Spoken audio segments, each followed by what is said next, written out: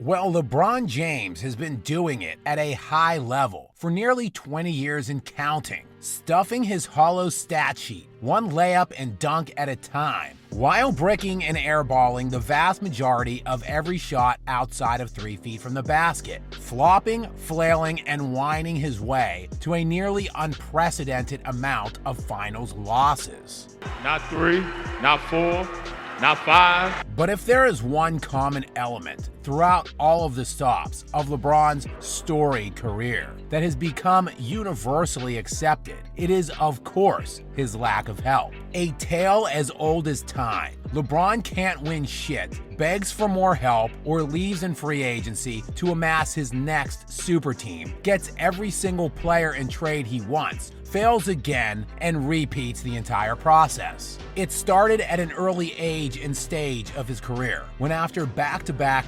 disappointing choke jobs in the Eastern Conference playoffs in 2009 and 2010, as the league MVP with the best record in the NBA and home court advantage throughout the NBA playoffs, James, of course, needed more help. And so he decided to take his talents to South Beach. In this fall, I'm going to take my talents to South Beach and amass an unbeatable super team in Miami, which predictably got beaten multiple times. But it was because LeBron needed more help. So he rejoined his hometown Cavaliers with first overall pick and ascending all-star point guard Kyrie Irving, coerced the front office to trade their newly acquired first overall draft pick away for a second-team All-NBA selection coming off of a historic season, and promptly lost 3 of his 4 finals appearances with that team, only because he needed more help. So it was off to LA, where he had his bestie and agent collude with his client Anthony Davis to force a trade to LA.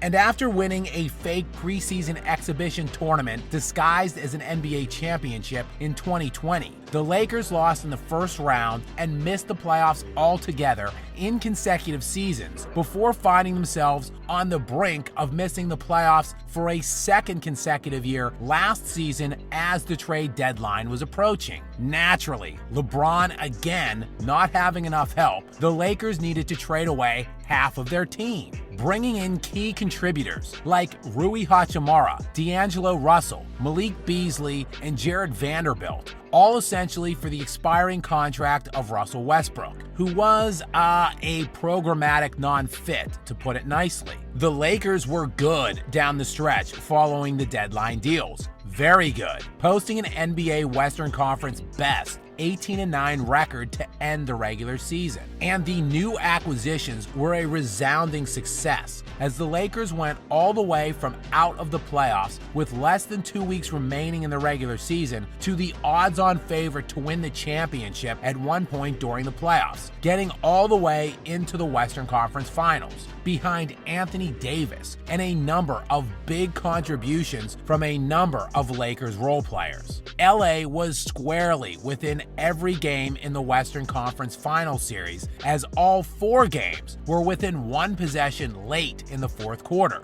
with LeBron choking away 3 of the 4 games in the final minute while shooting just 7 of 23 overall in the fourth quarters for the 4-game sweep. But it must have been because LeBron didn't have enough help. This despite being in 1-possession games late in every game of the Western Conference Finals round against the team that would eventually win the NBA championship. So of course, the Lakers would go out this offseason and get LeBron more help, making a series of transactions over the summer that would have industry insiders drooling at the prospects of LeBron getting his hands on a 5th trophy. And so he would.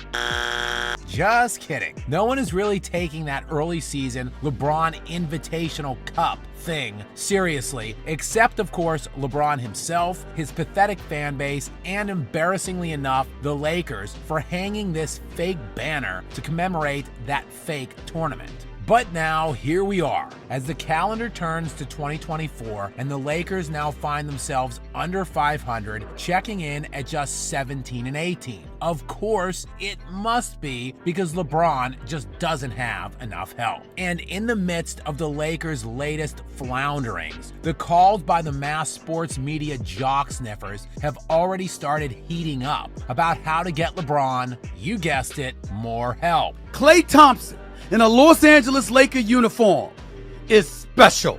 So keep an eye on the trade deadline, all of you Lakers fans and Bron stans, because if the past can serve as any precedent, help is on the way. And more than likely, as is almost always the case, it won't end up mattering at all.